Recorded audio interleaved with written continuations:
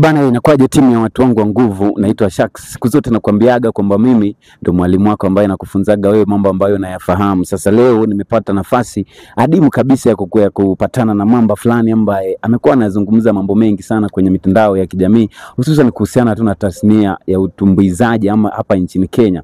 Anaitwa Coach Idris Chawa Warrington Apoko. Inakuwaje? Nashukuru Mwenyezi Mungu, nashukuru Brand Africa Media, the big media Eastern Central Africa.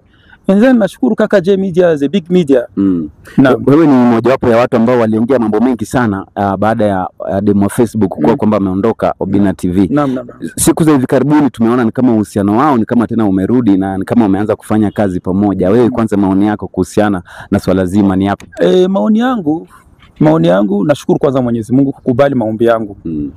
Nakwambia Brand Africa sijalala zaidi ya miezi kadhaa. Kuanzia demo wa Facebook ametoka kwa Obina, nilienda kwa Pastor Nganga, nimeomba huko. Ule demo nilikuwa nasema ana wachawi wanamzunguka. Pastor Nganga tumeomba na Pastor Nganga tunakaa kabisa hivi tunaombea demo wa Facebook. Nikatoka pale nikaenda kwa Pastor Kanyari. Pastor Kanyari akaniambia kuna wachawi watatu wanamzunguka ule demo ndio wanabeba nyota yake. Nikatoka pale nikaenda JCM.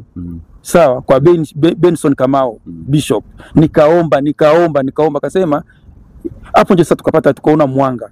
Unaona, Benson Kamau akaniambia Idris, venye unajitolea kuombea msichana, akanipatia condition tu mbili, mifunge wiki mzima sikuli chakula.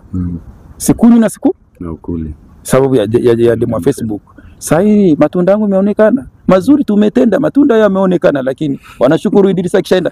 Mimi mafanzo ya demo wa Facebook wamenipigia masimu. Hiyo siku sawa wana meet na Obina.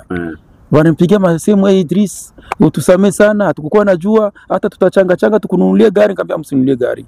Mimi nalipwa na Mwenyezi Mungu. Mimi kitu nilikuwa nafanya ni sababu ya Mwenyezi Mungu. Because niona udada amengangana sana. Udada hii kipawa yake ni kutoka kwa Mungu. Unaona? Sasa hiyo ni one. Second, nikamwambia mafanzi wa demo wa Facebook, before mtumie matusi, before ya kusema hii nani tutaiangusha, hii tutaipiga, muulize kwanza huyu kijana, kwani mimi ni wazimu?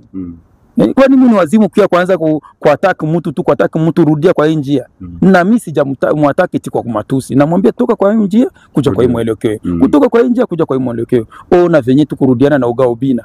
Ona venye demo wa Facebook sasa kila mahali anapostiwa. Kila mahali kitabu watu walikuwa walimsusia.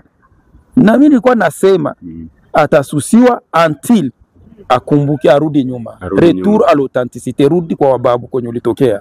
Na sasa amerudi, sasa ona kila kitu yake inafunguka. Na demo wa Facebook nakwambia wale watu wamekuzunguka bado wako lakini hawana nguvu sasa. Tumekuombea hawana nguvu. Very nice. Lakini kuwa makini.